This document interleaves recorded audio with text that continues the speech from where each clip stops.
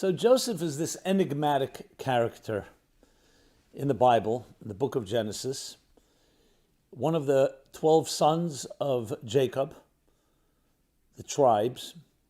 But what's unique about him, of course, is the famous story where he is, his brothers are jealous of him, and they ultimately, in their rage of jealousy, they want to kill him. They ultimately sell him into slavery. He ends up to Egypt. First, he's a servant, then he becomes a then he's thrown into prison. He finally comes out of prison, interprets Pharaoh, the king of Egypt's dreams, and he's appointed viceroy of Egypt. So he comes from the depths of the abyss, and there he goes to become the second in command in Egypt. He turns Egypt into a superpower because he interpreted the dreams correctly, that first there'd be 7 years of plenty, and then followed by 7 years of famine. And in his ingenious way, devised a whole plan to store grain, which was the commodity of the time. And as such, Egypt became, during that great famine, the source of sustenance for all the neighboring countries. And there you have it. This, of course, would lead subsequently to the story of the slavery and exodus from Egypt. But that's not what we're covering. We are covering here the story of Joseph himself. What is enigmatic about him is that on one hand, he seems to go to the deepest depths, literally hitting rock bottom of life, literally in prison, rotting away. Who knows what would happen to him? And he rises to become literally the commander, the leader of the world at the time. No business can function without a mission statement. Can you? I created a special course. Discover your personal mission statement. Check it out in the description below. When his brothers finally come to Egypt to be able to buy some grain for their own sustenance, Joseph recognizes them, though they don't recognize him, because he was only 17 years old at the time. And he puts them through a whole ordeal. Well, ultimately, they do reconcile. And in their great embarrassment, he reveals himself to them. And instead of punishing them, or in any way, any retribution or vengeance, he actually says, "You did not put me here." These classic words. It is God that sent me to this place in order to become a source of life for you and our family and for our father, Jacob. And Jacob ends up coming to Egypt together with his family and the Jewish people, which was then 70 people, 70 souls strong, that was it, moved from Israel, from the land of Canaan, as it was called, to Egypt. And they lived their best years there until, of course, Pharaoh turns on them after Joseph's death, enslaves them, and as I said, that's the next part of the story of Exodus from Egypt. So let's focus on this Joseph. Joseph began his life, like his brothers, as shepherds. They were all shepherds. Abraham, Isaac, and Jacob's sons were all shepherds. Why did they choose to be shepherds? So there's a very interesting reason given to that. Because the sheep graze in the fields. These were very spiritual people, transcendent souls, you can say, free spirits. And tending to sheep was very conducive. Instead of being involved in the Wall Street of the time and in the negotiations and the marketplace, they tend to sheep, and that was very conducive for them to meditate, to pray, to philosophize, to search out God. And that's where they were shepherds. The first one that broke that pattern was Joseph, not at his own will. He would have been a shepherd like his brothers. But once he was ripped away and they sold him into slavery, first he became an accountant, actually, maybe the first Jewish accountant. And then he became, as I said, the second in command, and he managed a superpower's business, the business of grain trade. And what was interesting is after 22 years, when they finally do reunite, and he tells his brothers, tell my father that I am alive, because his father thought he was dead, and he was grieving for him, his favorite son Joseph. Joseph sends them a message and a secret code almost, telling Jacob that I still remember what we studied together when I was back with you 22 years ago. So 22 years had passed. Joseph was Completely new paradigm, a new world. Became a businessman, essentially. And yet, he retained that innocence and that connection to what he studied. So here's number one lesson in life that we can learn from Joseph. And that is the ability to balance and integrate the two very seemingly antithetical components in our lives, which are what? We all need to survive, and we have this survival aspect of our lives, and then there's a need for transcendence. Some people call it the body and the soul, the animal soul, the divine soul. And there's a battle going on. Because most of the day, most of the time, a third of our lives we're asleep. If you sleep 8 hours a night. Then there's eating, there's drinking, there's shopping, there's grooming, there's socializing. Most of our lives is involved primarily in survival. When I say survival, I don't mean minimal. You can be a prosperous billionaire, but still your focus is on your needs and your existence in this world. Physical needs and all the other things that come with that. But there's also a transcendent component to our spirits. We seek something more than just getting by. Life becomes too much of a boredom. We're not happy with animal bliss. So there's another voice within us, it's called transcendence. Now that transcendence is not always easy to access because we're busy making a living. We're busy trying to survive, trying to exist. So some of us compartmentalize.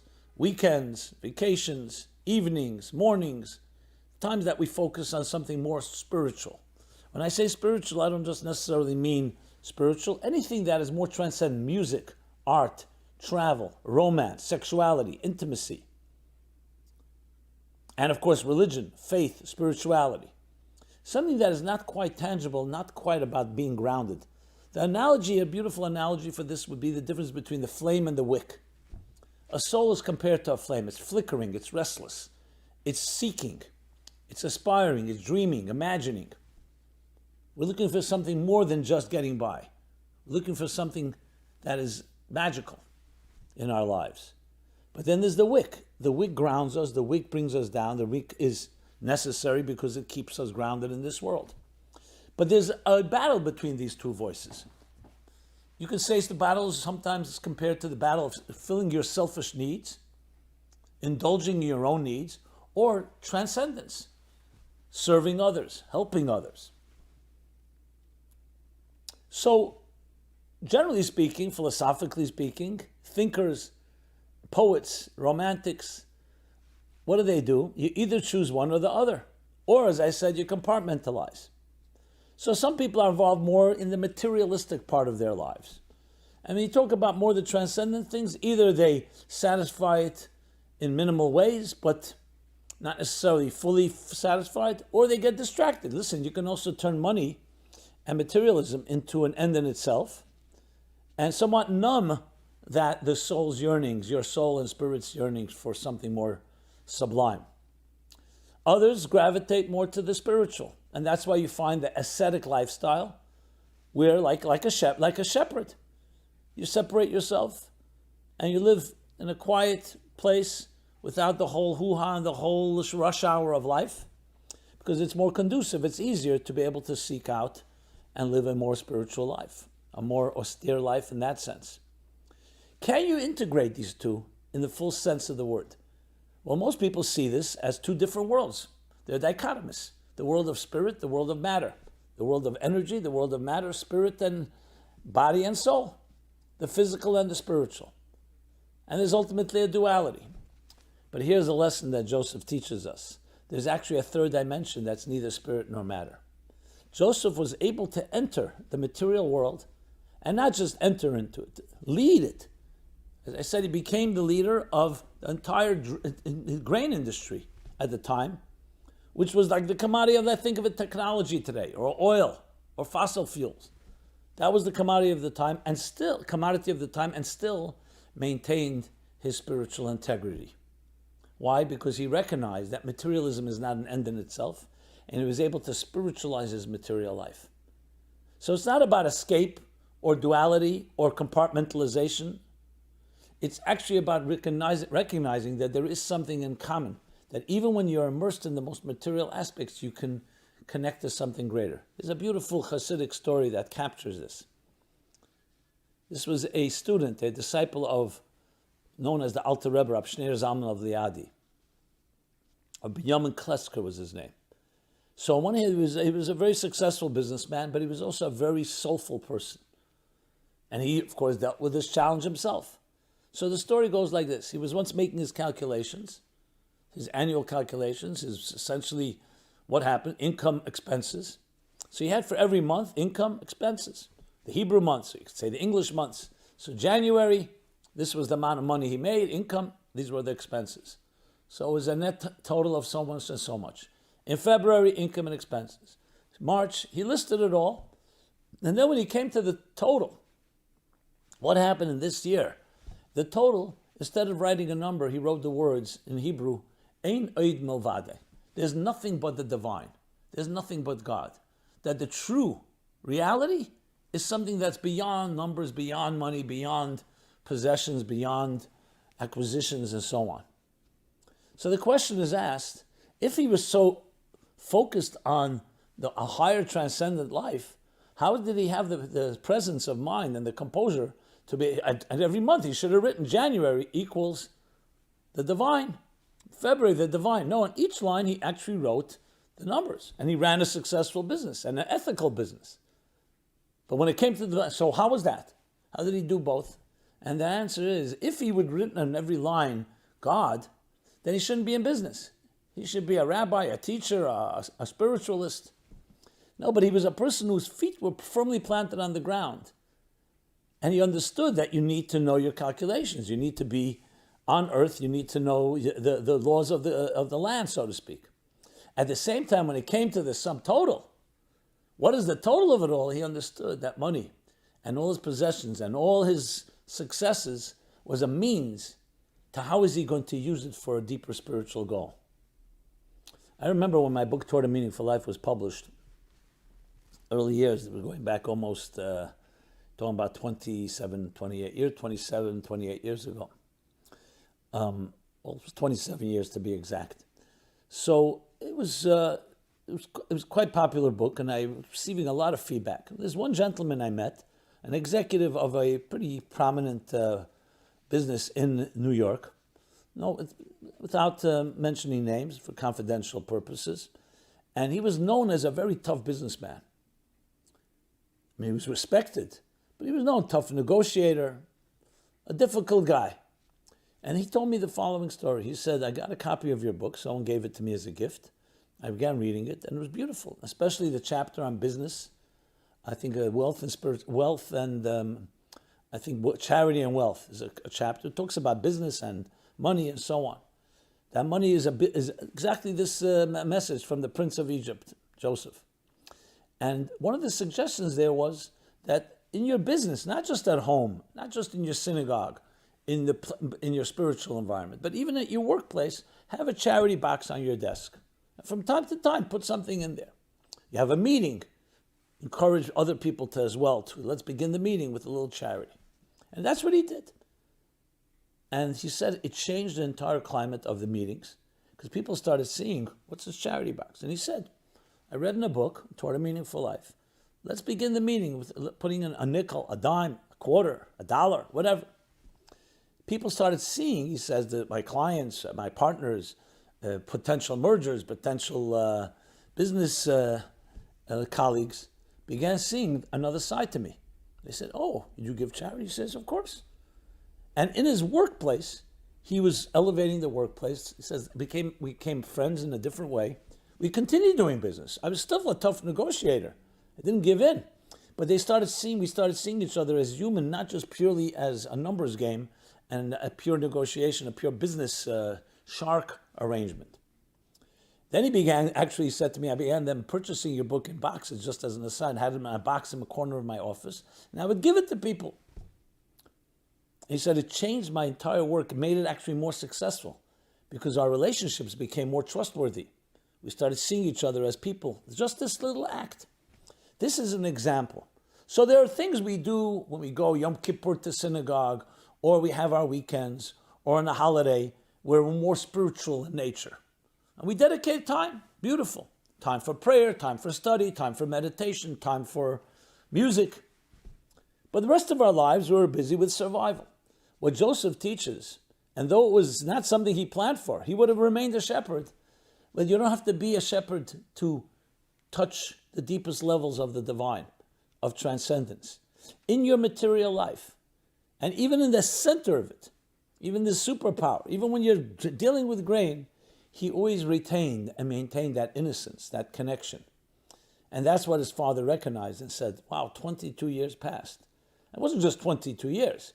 He was thrust in a completely different world, a very materialistic world, a pagan world. And yet, he was able to integrate because he had the charity box on his desk, so to speak. So it's a lesson for all of us from Joseph. Lesson number one. Lesson number two, I alluded to earlier. Think of this. A young man, 17 years old, loves his father and his mother, is torn away from them, sold into slavery due to the jealousy of his brothers. So how angry would a person like that be? And how justified would he be in his anger? You know, everybody's read The Count of Monte Cristo, vengeance, what they did to him. And you sympathize with him, as tough as he is, because look what they did to a person. For no reason, an innocent person, he did nothing wrong. So you would think when he finally has the power and he's now a leader, he had all the power in the world, they needed him. You would think he would exact vengeance. And not only does he not do that, he says to them, do not feel guilty that you did this to me. God brought me here. In other words, he was able to rise above being a victim. Now they were responsible for their actions. This is not about vindicating them. This is not about getting them off the hook. And years later, the Jewish people would suffer greatly. 10 martyrs would be killed because of these brothers, what they did. But let's not address that. Let's address, you know what Joseph was saying, the psychological lesson, no matter what happens to me in my life, even if I could point fingers, even if I'm justified in doing so, I am never going to be a victim. I'm always going to be someone that recognizes that life is driven by a higher narrative. It's called divine providence. And though, yes, it was they that sold me into slavery, it was they that caused me to be here, but look what happened. I became a leader. I saved the world.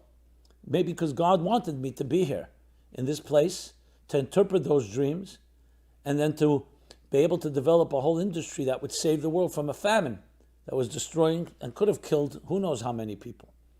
So he looked at the bigger narrative. But it's more than just looking at the narrative. It's not allowing, I'm not a victim of circumstances. How many of us, when something happens to us, and far lesser grievance than Joseph had, sometimes things that we just imagine in our minds, or even if it's real, but it's not that life or death. And even if it is, you are doing yourself a disservice when you play victim. When you recognize that things that happen, we do not control the circumstances around us, but we control how we will navigate. That's the second lesson we learned from Joseph. And it's very actually connected to the first one, because he was a person that always remained connected to something higher, the higher purpose. He never lost sight of his personal mission statement, and that overrode his business mission statement. Whatever you do in this world is just a stepping stone. So both the work you do and the things that happen to you are all part of a larger narrative. And you have to sometimes, I don't want to use the word surrender, it's not a word that people like, but it is surrender. You have to sometimes accept there's a larger narrative. You know what happens? You become emancipated. Because then you're not in control, even if you grew up in a home that was abusive, a home that your jealous brothers may have hurt you, or parents, or other relatives, or other people. So you're justified. You can point fingers and say, look what they did to me. They're causing me all kinds of psychological, emotional pain, insecurities, fears, difficulty to trust, challenges in relationships and intimacy. You know, all the things we go to therapy for. What we learn from Joseph is, yes, those people that did it, they deserve what they deserve, and that will be between them and their maker and their creator. But you don't want to be an extension and a victim of them, because that means they still control you. Even if you're running away from them, they're controlling you because you're running. You want to say, things happen to me, but I'm not defined by what has happened to me. I've suffered, but I'm not a sufferer. I'm not defined by the challenges, by the difficulties, and by the abuse or the traumas that have impacted my life. It happened to me, but that's not me. And that's what Joseph was declaring. He was freeing himself from them and saying, no, I'm here because I was meant to be here in order to save the world. And that's how we have to look at our lives, that whatever has happened, it led you somewhere. How are you using your particular situation and saying, doesn't matter how I got here, but I'm here now. How am I using it to save the world in some way? My little world, the larger world, my family, my community. This is an attitude that we learn from Joseph, and exclusively Joseph. Every character in the Bible has something to teach us. But Joseph, the Prince of Egypt, teaches us these two critical lessons. Integrating spirit into the material part of your life. And secondly, understanding the larger narrative. So no matter what happens to you, whether it's due to COVID, whether it's due to wars, whether it's due to the disruptions, upheavals, and uncertainties of our times. Because this couldn't be more relevant now. Now, it couldn't be more relevant message than for now, which is the uncertainty, the disruptions, the unknowns, to know that you can learn to navigate because there's a larger narrative. And when you allow that to take hold, you become a stronger person, clearer, and allows you to move forward with a different level of confidence. These are the lessons we learn from our dear Joseph. This has been Simon Jacobson. Meaningfullife.com is our website. Please, if this is the first time you're participating, check out all our different offerings, different topics, for different audiences, for different interests. Basically taking here, in this case, the best-selling book of all time called the Bible, its characters, decoding it and applying it to our lives, lessons for life. And I'd love to hear your feedback, thoughts, comments, questions. And of course, share this with everyone you come in contact with if you feel this was a valuable message. Be well, be blessed, and thank you so much.